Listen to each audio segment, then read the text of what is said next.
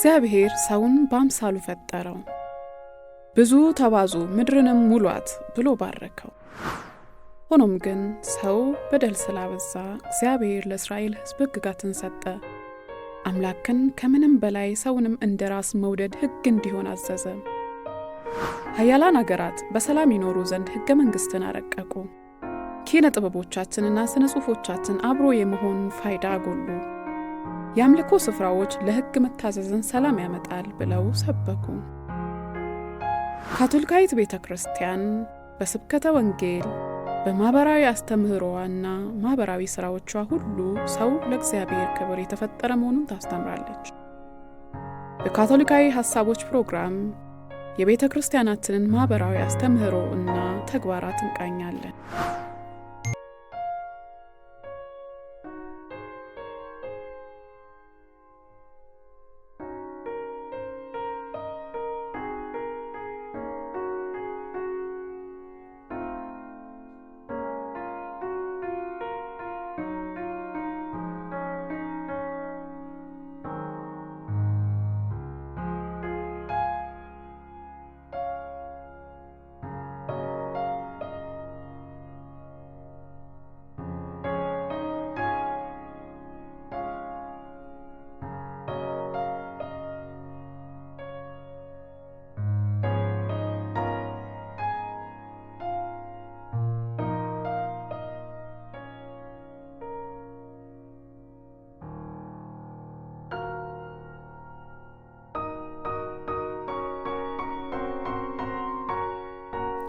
ሰላም እንዴት ሰነበታችሁ? ውድ የሰላም ካቶሊክ ቲቪ ተመልካቾች፣ ዛሬ በየሳምንቱ እንደምናደርገው በካቶሊካዊ ሐሳቦች ፕሮግራም ላይ ተገናኝተናል። ዛሬ አንድ ጥልቅ የሆነ የካቶሊክ ማህበራዊ አስተምሮ መርህ ላይ ውይይት እናደርጋለን። ከዚያ በፊት አንድ የቤተክርስቲያናችን ርዕሰ ሊቃነ ጳጳሳት ስለ ቤተክርስቲያን ያሉትን ነገር እናስብ። ርዕሰ ሊቃነ ጳጳሳት ቤኔዲክቶስ 16ኛ ቤተክርስቲያን 3 አበይት ተግባራትን ታከናውናለች ሲሉ ተናግረዋል። ይህም አንደኛው ስብከተ ወንጌልን ማስፋፋት፣ ሁለተኛውም እግዚአብሔር አምላካችንን ማምለክ፣ እንዲሁም ሶስተኛው ለድሆችና ለተጎዱት ቅድሚያ መስጠት፣ መንከባከብ ብለዋል። ዛሬም ለድሆች፣ ለተጨቆኑት እንዲሁም ለተገፉት ቅድሚያ መስጠትን በተመለከተ የምናወሳ እንዲሁም የምንወያይ ሲሆን እዚህ ሰላም ካቶሊክ ስቱዲዮ የተገኘ ነው። እኔ ሜሪ ተክሌና አቶ ሰለሞን ደጀኔ ነን። በዚህ ሀሳብ ላይ እንወያያለን። አቶ ሰለሞን ደጀኔ እንዴት ሰነበትክ? እግዚአብሔር ይመስገን ደህና። እንግዲህ ስለ ድህነት ልናወሳ ነው። በተለይም ደግሞ በድህነት ውስጥ ለሚገኙ ለተጨቆኑት፣ ለተገለሉት ቤተክርስቲያን ምን ምላሽ ትሰጣለች የሚለውን ልንወያይ ነው። በሀገራችን ድህነት አዲስ አይደለም።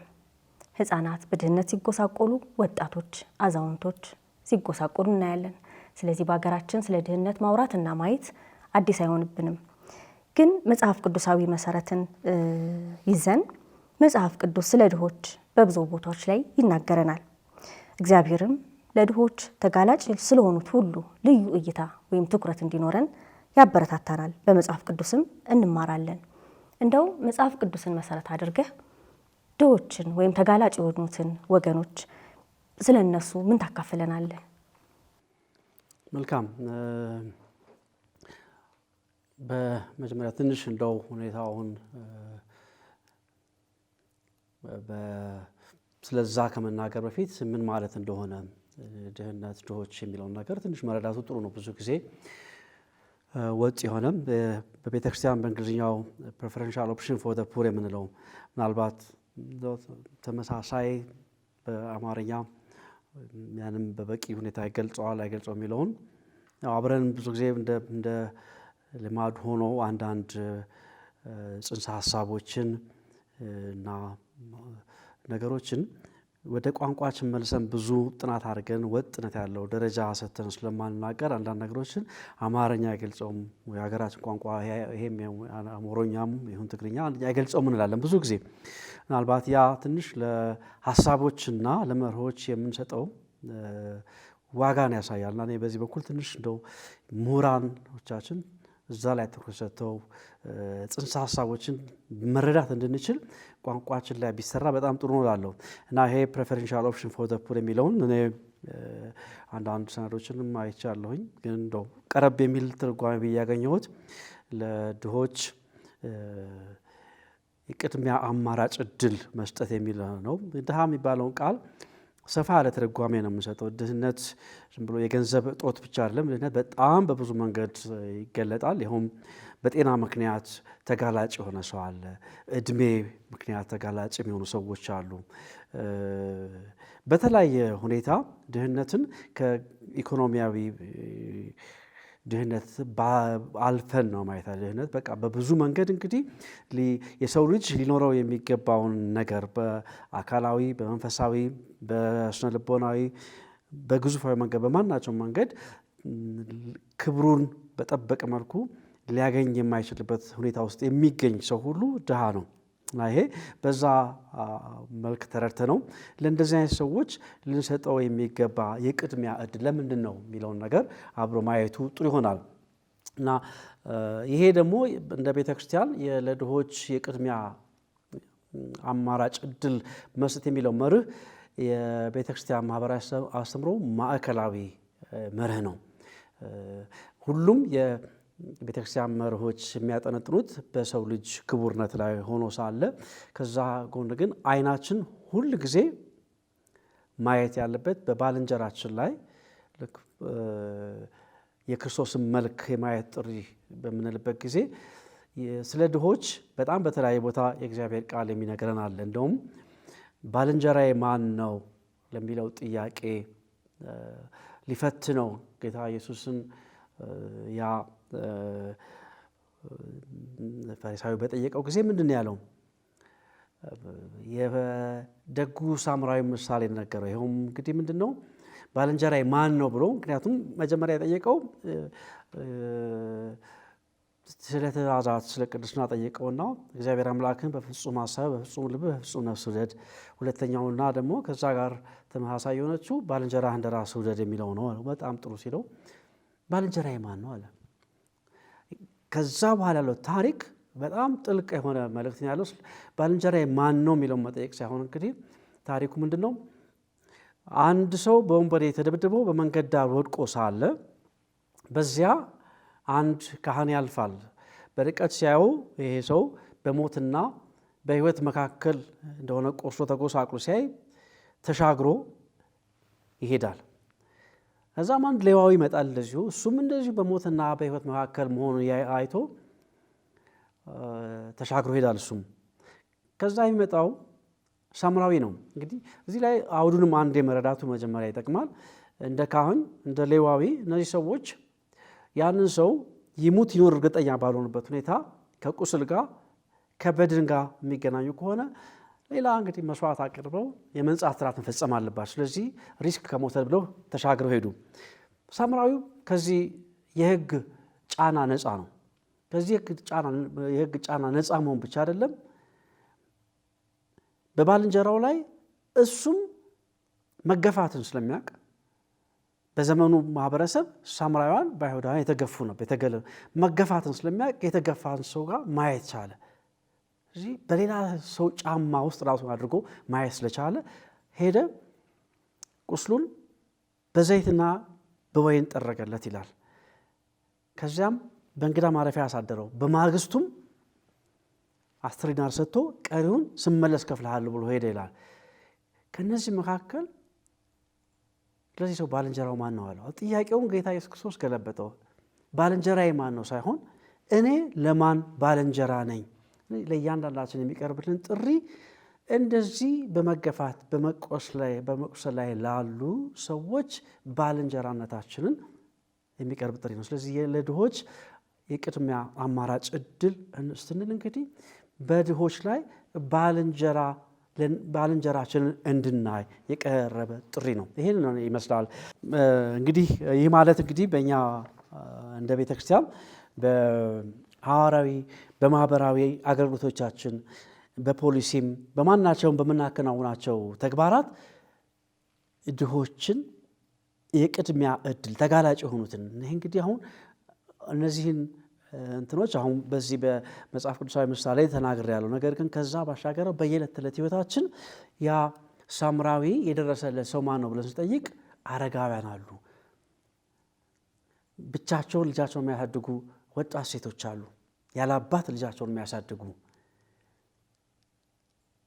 በጉስቁልና የሚኖሩ ወጣቶች አሉ፣ ስራ አጥ ወጣቶች አሉ። እና በጣም ሰፊ የሆነ በየዕለቱ የሚያጋጥመን ከኛ ሩቅ አይደለም። ለነዚህ እንዴት ነው እድል የሚሰጠው የሚለውም አብረን በኋላም መመልከት የምንችለው ጉዳይ ነው። እንግዲህ የዚህ መርህ ዋና ምንጩ ራሱ የጌታችን የኢየሱስ ክርስቶስ ህይወት እንደዚሁም ደግሞ የእሱ አስተምሮ ነው። እንግዲህ ቅድም የተመለከትነው ይሄንኑ ነው። እንግዲህ እንደ መግቢያ ይሄንን ካልኩኝ ሌላውን ነገር አብረን እንወያያለን። ጥሩ። እንግዳው በቤተ ክርስቲያንና በጠቅላላ የድሃ ብለን ስንል ማን ናቸው የሚለውን ጠቅላላ ያለ ትርጉም ሰጥተናል አቶ ሰለሞን። እንግዳው በቅዱስ ወንጌል ላይ በሉቃስ ወንጌል ምዕራፍ 4 ቁጥር 18 ላይ ለድሆች መልካም ዜና እንዳበስር የምስራቹን ቃል እንዳውጅ የሚለው ታዲያ ለድሆችና ለተጋለጡት ቅድሚያ ከመስጠት ጋር እንዴት ይገናኛል? በጣም ይሄን ጥቅስ እንኳን አነሳሹ። ምክንያቱም ጌታ ኢየሱስ ክርስቶስ በምድረ በዳ ከተፈተነ በኋላ 40 ቀን 40 ሌሊት ጾሞ ሁሉን ካለፈ በኋላ መጀመሪያ ወደ ቤተ መቅደስ ሄዶ የእግዚአብሔርን ቃል ከፍቶ ሲያነብ ከኢሳይያስ ትንቢት ይሄንን ቃል ተሰጥቶት እንዳነበበ ይናገራል። የአገልግሎቱ መጀመሪያ ለድሆች የምስራችን ቃል፣ ለታሰሩት መፈታት፣ እንደውም የኢዮቤልዩን ስለ ኢዮቤልዩ ይናገራል። ኢዮቤልዩ ዘሌዋውያን ጋር ይወስደናል። ይሄ ምንድን ነው? ኢዮቤልዩ ማለት እኛ ዝም ብለን 25 እና 50 ዓመት ማክበር ነው የምናስበው። ኢዮቤልዩ እዛው ሉቃስ ወንጌል ምዕራፍ 4 ቁጥር 18 17 18 19 ብናይ ያንን ከኢሳይያስ ጠቅሶ በደንብ ያስተምረናል። ትልቁ ነገር እዛ ላይ ለድሆች የምስራች እንጂ ስብከት አይደለም። የምስራች ሰዎች ለታሰሩት መፈታትን ይላል። እስራት ብዙ እስራት አለ። ብዙውን ጊዜ በማረሚያ ቤት ያሉትን እናስባለን። ከዛ ውጪ በባህሪ እስራት ያለብን ብዙ ሰዎች አለን። የሱስ እስራት ያለበት በጣም ብዙ ሰው አለ። ባህሪ ሲባል በጣም ብዙ ነው። የቁጠኝነት ይሁን የትዕግስት ማጣት ይሁን የስንፍና ይሁን በጣም ብዙ አይነት እንትኖች መፈታት ማለት እነዚህን ሁሉ ያካተተ ነው። የምስራቹ ቃል የወንጌሉን ቃል የመናገር ሙሉ ሰው እንድንሆን፣ ምክንያቱም ጌታ ኢየሱስ ክርስቶስ በስጋም በነፍስም እኛን ሊታደግ ሊያድን የመጣ ስለሆነ በስጋም የሚያስፈልገን ነገር ማድረግ ያለብን ነገር ምን እንደሆነ ሊነገርና ወደዛ እንድንሄድ ማድረግ ነው የምስራቹ ቃል በመንፈስም ጭምር። ከዛ ኢዮቤልዩ ማለት እንግዲህ ምንድን ነው? ኢዮቤልዩ በዘሌዋውያን ምዕራፍ 25 ላይ የምናገኘው በ7ኛው ዓመት በተለይም ደግሞ በ50ኛው ዓመት ባሮች ነፃ ይወጣሉ፣ አገልጋዮች ነፃ ይወጣሉ፣ ብድራት ዕዳዎች ሁሉ የሚሰረዙበት ጊዜ ነው። ስለዚህ ድሆች ዛሬ ባሉበት ሁኔታ ዕዳ የኛ ዕዳ የያዝንባቸው ዕዳ አለ። የያዝንባቸው ዕዳ ምንድን ነው? የተሰጠን እውቀት፣ የተሰጠን ሀብት፣ የተሰጠን ጉልበት አደራ ነው። ለኛ ከእግዚአብሔር የወሰድነው አደራ ነው፣ የተሰጠን አደራ። ይሄንን ወንድ ባልንጀራዬ ማን ነው እንዳለው ቅድም ለባልንጀራችን ልንሰጥ ካለን ሁሉ ልናካፍል ተጠርተናል። ስለዚህ ያን ዕዳ ልንሰርዝ ማለት እንግዲህ እነዚህ ሰዎች እንዳያገኙ ምክንያት የሆነባቸው ነገር እነዚህ ሰዎች የማብቃት ጥሪ አለብን እኛ። ስለዚህ አሁን ያልሽው የምስራቹን ቃል ለድሆች እንዳውጅ፣ ለታሰሩት መፈታትን፣ እንደዚሁም የኢዮቤልዩን ዓመት እንዳውጅ ተጠርቻለሁ ያለው ጌታ ኢዮቤልዩ የምትባሏ በጣም ታስፈልገናለች። ምናልባት በቀደም በዚህ ትርጉም ያለውን ማየቱ ጥሩ ይሆናል። እዛ ላይ ቃል በቃል ባነበው ሉቃስ ምዕራፍ 4 ላይ ያለውን ጥሩ ይሆናል። ምዕራፍ 4 ቁጥር 18 ላይ የጌታ መንፈስ በእኔ ላይ ነው፣ ለድሆች መልካም ዜናን የቀድሞ ትርጉም ምስራች ይችላል እንዳበስር ቀብቶኛልና፣ ለታሰሩት መፈታትን፣ ለዓይነ ስውሮችም ማየትም እንዳውጅ፣ የተጨቆኑትም ነፃ እንዳወጣ፣ የተወደደችውን የጌታን ዓመት እንዳውጅ። ይሄ ነው ኢዮቤልዩ የሚለው የተወደደችውን የጌታ ዓመት። እኛ እንደ ኢዮቤልዩ 5 ዓመትና 50 ዓመት እንደ በዓል የምናከብረው ነው። ግን አስተውለን ከሆነ በጎርጎሮሳውያኑ ሚሊኒየም ዓመት ርዕሰ ሊቃነ ጳጳሳት ዳግማዊ ዮሐንስ ጳውሎስ በጣም ቅድመ ዝግጅት አድርገው በዛ ዓመት የበለጸጉት ሀገራት በኢኮኖሚ ደካማ የሆኑትን ሀገሮች ዕዳዎች እንዲሰርዙ በጣም ትልቅ ስራ ሰርተዋል እና በዛን ጊዜ ብዙ ዕዳዎች ተሰርዘዋል። ኢዮቤልዩ ማለት የጌታ የተወደደች የጌታ ዓመት ማለት ይሄ ነው እና እኛም ለዚህ ተጠርተናል። ያ ደግሞ ዕዳ መሰረዝ ማለት እንግዲህ እጃችን ላይ ያለው ምናልባት በእጅ ከኪሳችን አውጥተን ያበደርነው ላይሆን ይችላል። ነገር ግን በእኔ አለመስጠት ምክንያት አንድ ሰው ምክንያት ድሃ ሆኗል። በእኔ እውቀት አለማካፈል ምክንያት አንድ ሰው እውቀት አልባ ሆኗል። በእኔ የጉልበት አስተዋጽኦ አለማድረግ ምክንያት መቆምና መነሳት ለራሱ መቆም ያቃተው ሰው ሳያገኝ ቀርቷል። ስለዚህ ያን ዕዳ መሰረዝ አለብን። እኔ ነኝ ባለ ዕዳ እንደውም የሚሰረዝልኝ ያ ሰው አበድሮኛል። ምክንያቱም እግዚአብሔር ባደራ ለእኔ እውቀት ሰጠኝ፣ ባደራ ብድር ነው የሰጠኝ እንዳገለግል። ያን ባለማድረጌ ባለዕዳ እኔ ነኝ። እንደውም ጌታ ኢየሱስ ባልንጀራዬ ማን ነው ለሚለው እኔ ለማን ባልንጀራ ነኝ በሚለው ስንተረጉሞ ያ ሰው ማግኘት የሚገባውን ከኔ ያለማግኘቱ ባለዕዳ የሆነው እሱ ሳይሆን እኔ ከእሱ የተበደርኩትን አልከፈልኩትም። እግዚአብሔር የሰጠኝ ለእሱ እንዳካፍል ነውና ይሄ ነው። ስለዚህ ከምስኪኖች ከድሆች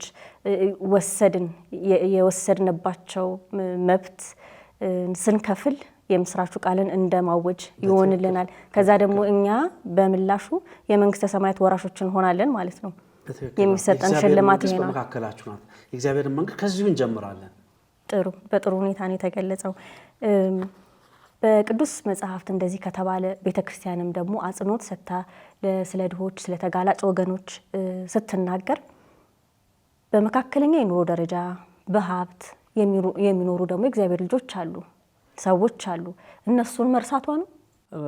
እዚህ ላይ እንድንገነዘብ የምፈልገው አሁን ምናልባት ትንሽ ወደ ኢኮኖሚያዊ ገፋ አድርገን ስለገባን እዛ ላይ ብቻ ማዕከል ያደረግን ይመስላል። ነገር ግን ይሄ ድህነትን መጀመሪያ ላይ እንደገለጽኩት የባህሪ ድህነት አለ፣ የስነ ልቦና ድህነት አለ። በስነ ልቦና ትምህርት ኢሞሽናል ኢንቴሊጀንስ የሚሉት ለምሳሌ በማናቸውም መንገድ ሰዎች ማናችንም ከድህነት ነፃ አይደለንም። በገንዘብ በጣም ባለጸጋ የሆነ ሰው በብቸኝነት በሰው እጦት በብቸኝነት ሲቆዝም የሚውልበት ጊዜ አለና ያንን ሁሉ በስፋት ልናየው ያስፈልጋል። ይህን ስል ደግሞ በዚህኛው ወገን ብቻ ማየት በጣም ከባድ በሆነ የኑሮ ፈተና ውስጥ ችግር ውስጥ ያሉትን በመዘንጋት አይደለም። ነገር ግን ቅድሚያ ያደለን ስንል እንግዲህ ምንድን ነው? አሁንም ወደ አነሳሹ ቀጥታ ጥያቄ ሊድና በኢኮኖሚ በተለያየ መንገድ ራሳቸውን ኑሯቸው መግፋት ያቃታቸው በቀን አንዴ ለመመገብ ተቸግረው በየጎዳናው የሚባዝኑ ከተለያየ ምግብ ቤት የተረፈ ምግብ ለመሰብሰብ የሚሄዱትን ስናይ በጣም ያሳዝናል። ለነዚህ የምናደርገው ነገር መጠነኛ ገቢ ላላቸውና እንደው እንትን ያሉት መርሳት አይሆንም ላልሽው ምንድነው እንግዲህ የቅደም ተከተል የተራ ቅድሚያ ጉዳይ ነው። በጣም እዚህ ላይ አሁን ለምሳሌ አንድ አደጋ ቢደርስ በአንድ ቦታ የሰዓት ቃጠሎ ይሁን ወይ የመኪና አደጋ ቢደርስ በዛ ቦታ ላይ የተጎዱ ሰዎችን ሐኪሞች በአንድ ቢደርሱና ወይ ደግሞ በአምቡላንስን ብንወስዳቸው በአንድ ላይ ቢሄዱ በአንድ ቦታ ላይ በሞት አፋፍ ላይ ቁስሉ ደሙ ያለማቋረጥ የሚፈሰው ያለበት ሁኔታ እና ለሱ የሚሰጠው ቅድሚያና መጠነኛ ምናልባት ስብራት ብቻ ቢሆን ለምሳሌ ያለውን ስንመለከት እኩል አይደለም። ሐኪሞቹም የቅድሚያ እድል ለነዚህ መስጠት አለብን ብለን ስናገር እንግዲህ እነዚህ ሰዎች ከሞተው በላይና በህይወት ካለው በታች ነው ያሉት። በቀን አንዴ ለመብላት ተቸግረው 3 ቀን 4 ቀን ምግብ አጥተው የቆሻሻ ማጠራቀሚያ ቦታ ሄደው ከዛ ለመብላት ልክ ያንን በሉቃስ ወንጌል ምዕራፍ 15 ላይ የምናየውን ከቤቱ የአባቱን የራሱን ድርሻ ተካፍሎ ሄዶ በሰው አገር ከእሪያ ከአሳማዎች ምግብ ትራፊ እንኳን ለመብላት ይመኝ በነበረበት ሁኔታ ላይ የሚገኙ ሰዎች በጣም ብዙ አሉ። ይህ ሰው በዛ ሰዓት ምንድን ነበር ያለው? ይህ ልጅ በአባቴ ቤት ያሉ አገልጋዮች እንኳን ይተርፋቸው የለም ወይ ብሎ ነበር የተመለሰ። ዛሬ በዚህ ሁኔታ ላይ ያሉ በጣም ብዙ የማህበረሰብ ክፍሎች አሉ። ብዙውን ጊዜ ትንሽ የሚያስደነግጠኝ ነገር መከራና ስቃይን የመለማመድ ነገር ውስጥ የገባን እስኪመስለን ድረስ በገዝፉ ባጠገባችን አለ። እዛ ላይ ነው በጣም ልባችን ሁል ጊዜ እያንዳንዷ መከራ እያንዳንዷ ስቃይ ልዩና ትኩረት የሚያስፈልጋት ነው። አንድ ነገር ነዘብ ያስፈልጋልና በዚህ አግባብ ቅድሚያ የሚሰጣቸው እነዚህ በሞትና በሕይወት መካከል ያ ልጅ ከአሳማዎች ትራፊ እንኳን ርጋፊ ለመጥገብ ይሞክር ነበርና ያን እንኳን አላገኘም። ያን እንኳን የሚሰጠው የለም ነው የሚለው እና እንዲህ አይነት ሁኔታ ላይ ያሉት ቅድሚያ የበለጠ ይገባቸዋል። ሌሎ እንደምንም አንድ ጊዜ ከሚበላው ምንም ከማይበላው ሊቀድም አይገባም። 2 ጊዜ በቀን የሚበላው አንድ ጊዜ ከሚበላው ሊቀድም አይገባም። 3 የሚበላው ምናልባት እንደውም ቢቻል ምንም ለማይበላው ትንሽ ቀነስ አድርጎ ቢያካፍል እናለን። ከዛ ውጪ ደግሞ በመክሰስና በምናምን የሚያሟላው መክሰሱን ትቶ አንዴ ለማይበላው ቢሰጥ እጅግ መልካም ነው እንላለን። ያው ቤተ ክርስቲያንም ቅድሚያ ስትሰጥ እንግዲህ አይኗን ወደዛ ስታተኩር እነዚህን ነገሮች ታሳቢ በማድረግ ነው። በመጽሐፍ ቅዱስ በጌታችንና መድኃኒታችን ኢየሱስ ክርስቶስ ሲያደርጋቸው ምሳሌዎችን ሲናገር ሳይ የሚነኩኝ ነገሮች አሉ። ብዙ ጊዜ ባሎቻቸው የሞቱባቸው ሴቶችን፣ የተናቁትን፣ ከማህበረሰብ የተገለሉትን እነርሱን ማናገር፣ እነሱ ቤት ተገኝቶ ምግብ መቋደስ እና ያ ነገር ይማርከኛል። እንደውም እኔ ብዙ ጊዜ እንደዛ ነው የክርስቶስ ታሪክና በዛ መንገድ ደግሞ ቤተክርስቲያን ትሄዳለች። ተልእኳም እሱ ነው። እንግዲያው ቤተክርስቲያን አይኗን ከሳበ የነዚህ የተጨቆኑት የድሆቹ ነገር ጉዳይ ነው ብላ ስትናገር ስታስተምር እነሱን በተመለከተ የቤተክርስቲያን አስተምሮ ከኛ ምን ይጠበቃል ብሎ ይነግረናል። ምናልባት እሱን ወደኋላ እናድርገው እንመልከተው። ሰፋ አድርገን በመጀመሪያ ደረጃ ቅድም በጥቅሉ ያነሳሁት ሀሳብ አለ።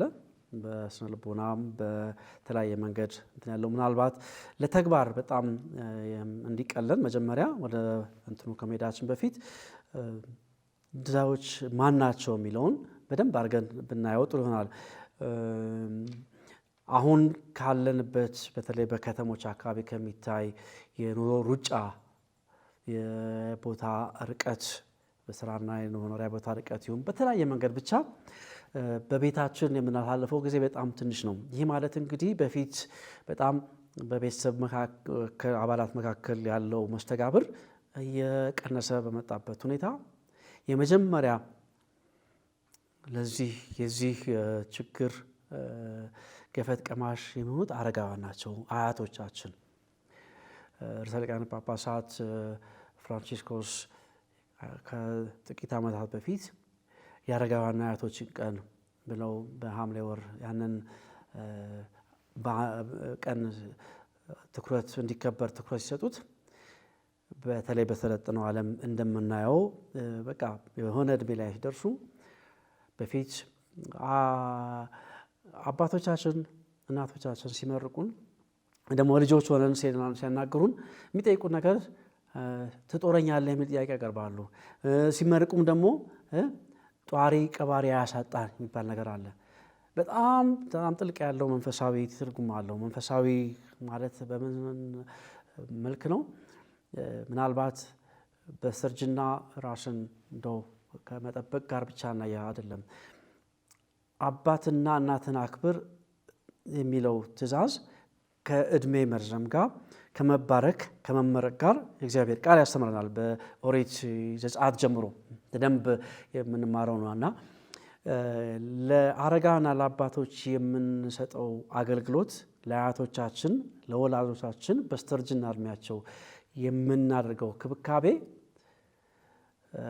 ለምርቃት ለእግዚአብሔር በረከት ለእግዚአብሔር በእኛ መገኘት ትልቅ አስተዋጽኦ አለውና በዚህ ባልንበት አሁን በተለጠነው ዓለም ቢያንስ እንደው የእኛ በጣም ከባድ የሚያደርገው ባደጉት ሀገራት አረጋውያን ወደ መጦሪያ ቤት እየገቡ ሙሉ በተደራጀ ሁኔታ የተቀናጀ ሁሉ ነገር የተሟላለት መጦሪያ ቤት ያርፋሉ። ምንም እንኳን ያ እንደ ቤተሰብ ባይሆን ቢያንስ የሆነ ማዕቀፍ ስላለ ልጆችም የልጆችም እየሄዱ ይጎበኛቸዋል።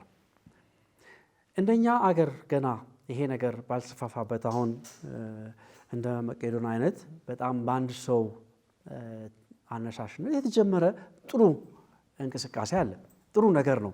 ነገር ግን ያን በአንድ ግለሰብ በብዙ ሰዎች ድጋፍ እና በእግዚአብሔር እርዳታ በየቦታው የተቋቋመ ያለ መቄዶንያ ያንን አይተካም። እጅግ መልካም አገልግሎት ነው። በእያንዳንዳችን ቤት በር ላይ ግን የሚያንኳኳ በእድሜ የገፉ ወላጆቻችን፣ በእድሜ የገፉ አያቶቻችን ለዚህ አሁን ባለንበት የኑሮ ሩጫ በጣም ድሆች የምንላቸው እንደ እነሱ አይነቶች ነው። ድህነታቸው ምንድን ነው የሚደግፋቸው?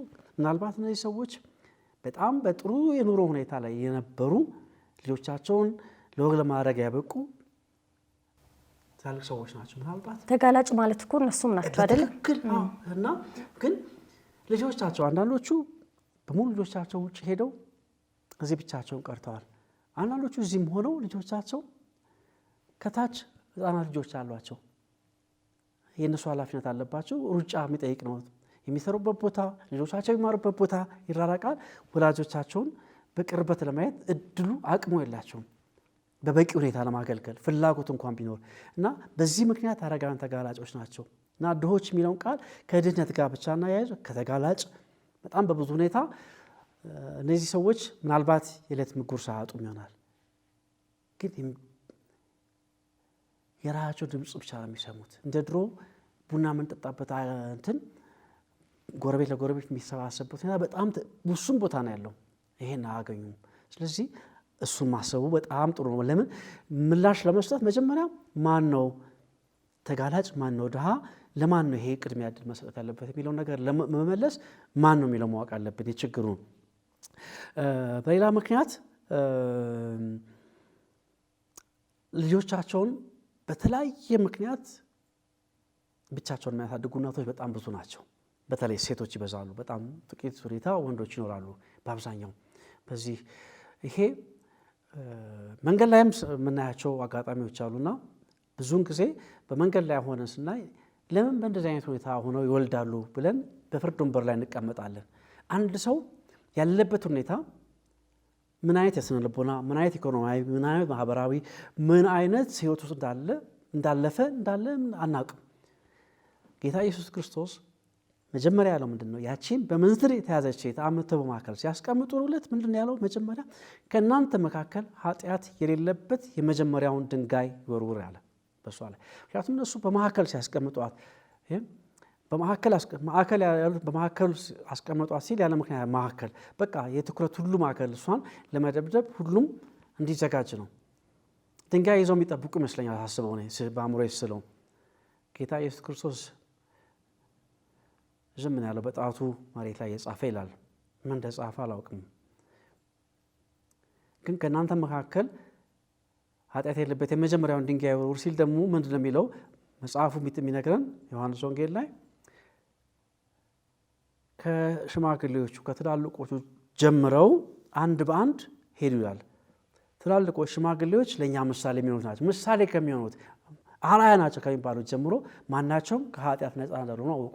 እና በመንገድ ላይ በአንድ እጇ ታቅፋ በአንድ እጇ ይዛ የምትሄድን ሴት ስናይ ለምን እንደዚህ ሆና ትወልዳለች ብለን ብዙዎቻችን በፍርድ ወንበር ላይ እንቀመጣለን። ጌታ ኢየሱስ ክርስቶስ በዛ ሰዓት ይህንን በአእምሯችን የሚላወሰውን ሀሳብ ቢሰማ ከእናንተ መካከል እሷ በዚህ መልክ ኃጢአት ሰርታ የሚታይ ነገር አምጣለች፣ ያላየ ነው የማይታይ ግን ኃጢአት ያልሰራ ሰው እዚህ ሴት ላይ ይፍረድባት ነው የሚለን። እና እነዚህ ምናልባት በዚህ መልክ ብቻ አይደለም ተጋላጭ የሆኑ ሴቶች፣ ግን በጣም በብዙ ምክንያት ብቻቸውን የሚያሳድጉ ሴቶች በጣም ብዙ አሉ። ምናልባት በኋላ እንደ ምሳሌ አንዳንድ የሰጠናቸውን አገልግሎቶች ተርካለሁኝ። ሌላ በተፈጥሮ አደጋ፣ በድርቅ፣ በተለያየ ምክንያት ማሳቸው የሚወድምባቸው ገበሬዎች አሉ። ምናልባት ደግሞ በአየር ለውጥ ምክንያት፣ በተለያየ ምክንያት እና በዛ ምክንያት የምግብ ዋስትና ችግር ላይ ያሉ ብዙ ገበሬዎች በገጠር አሉ። በመሬት ጥበት ምክንያት በጣም ትንሽ እርሻ ብዙ ቤተሰብ የሚያሳድሩበት ሁኔታ ከእጅ ወደ አፍ እድሜ ልክ በቃ ወደ ትውልድ የሚተላለፍ ድህነትን የሚሸከሙ ገበሬዎች አሉ። በጦርነት ይሁን በጎርፍ ይሁን በድርቅ ይሁን በተለያየ ምክንያት በማንነታቸው ምክንያት የሚፈናቀሉ አሉ። ተጋላጭ ምንላቸው እነዚህን ነው መረዳት በጣም አስፈላጊ ነው። ይህንን ማን እንደሆነ ምላሽ ለመስጠት የከተማ ድሆች ደግሞ አሉ። በአሁኑ ሰዓት በልማት ምክንያት የተፈናቀሉ አሉ።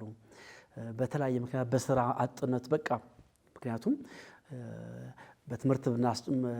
ትምህርታቸውን ጨርሰው ወደ ስራ መግባት የሚገባቸው ሰዓት በቂ ውጤት ባለማምጣታቸው ወይ ደግሞ ያለን የስራ ገበያ እነሱን ሙሉ የሚቀበል ባለመሆኑ እድል ያጡ በጣም ብዙ ወጣቶች አሉና እነዚህ ሁሉ ድሆች ናቸው። እንግዲህ ምናልባት እዚህ ላይ አንድ ሀሳብ ልናገርና ይህንን ከተረዳም በኋላ ወደሚቀጥለው ሀሳብ ብንሄድ ጥሩ ይሆናል። ስለዚህ ስናወራ ይህንን ስለ ኢኮኖሚ ወይም ስለ ፖለቲካ ስለምናወራ ነው የሚመስለን ብዙ ጊዜ።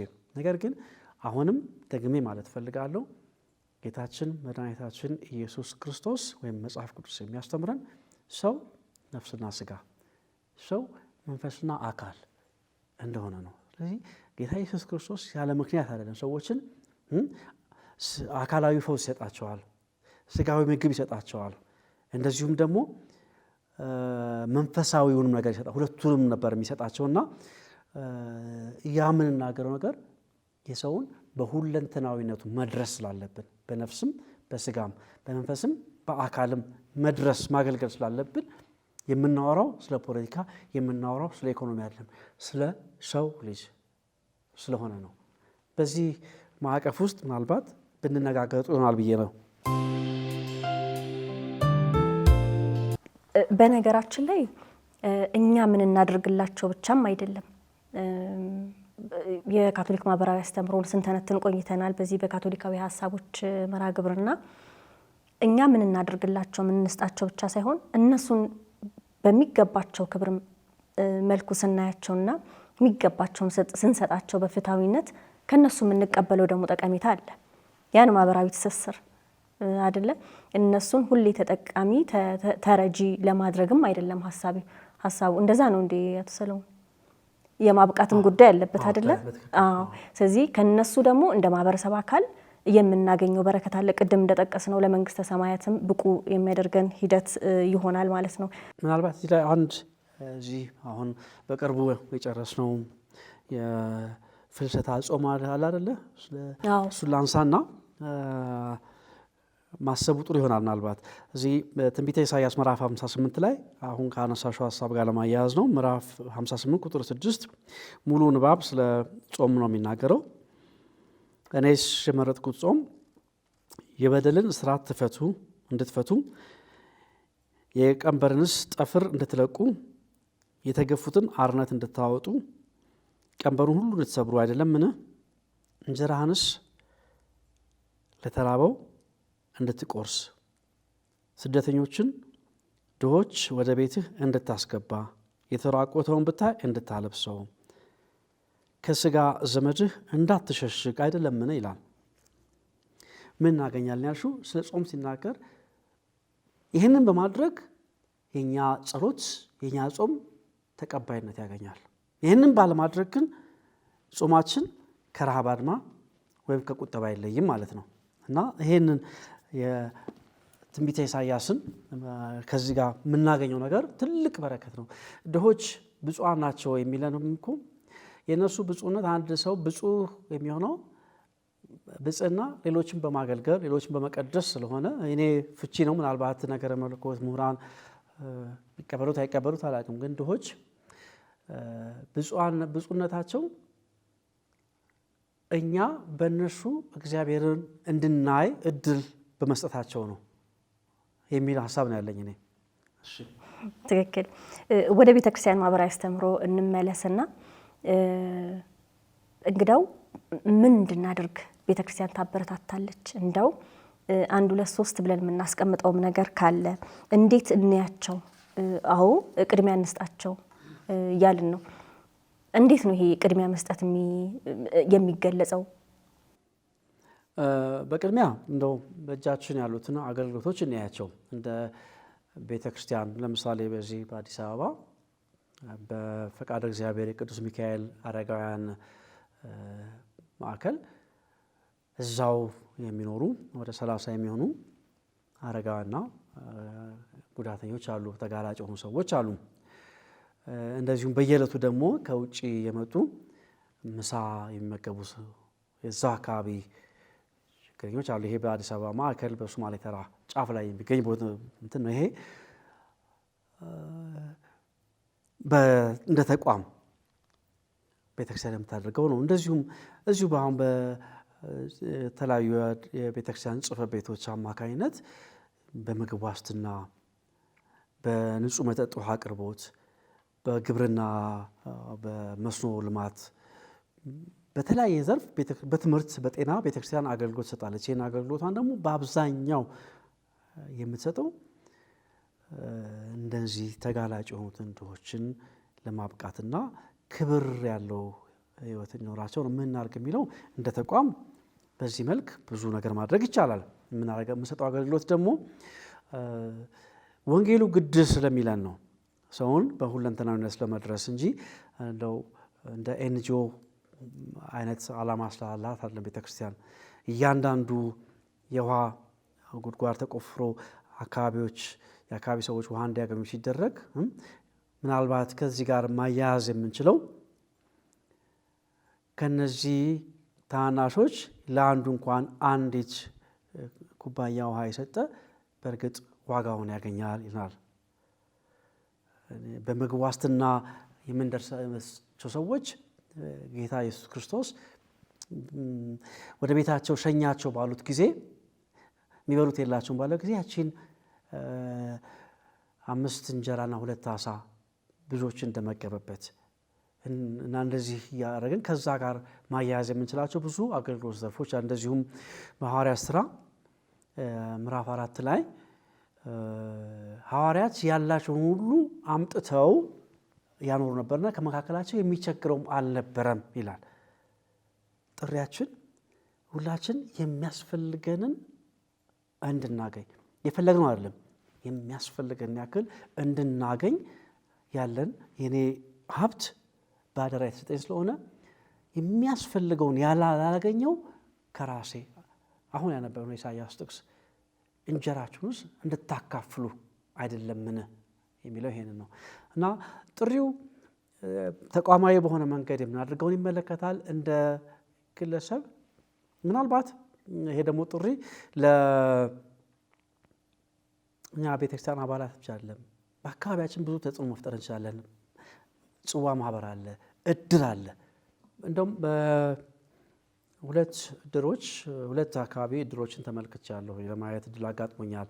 በኮልፌና በገዳመ ኢየሱስ አካባቢ እዚህ አዲስ አበባ። በኮልፌ አካባቢ ያለው ወደ 50 ምናምን የሚሆኑ እድሮች በጋራ ህብረት ፈጥረው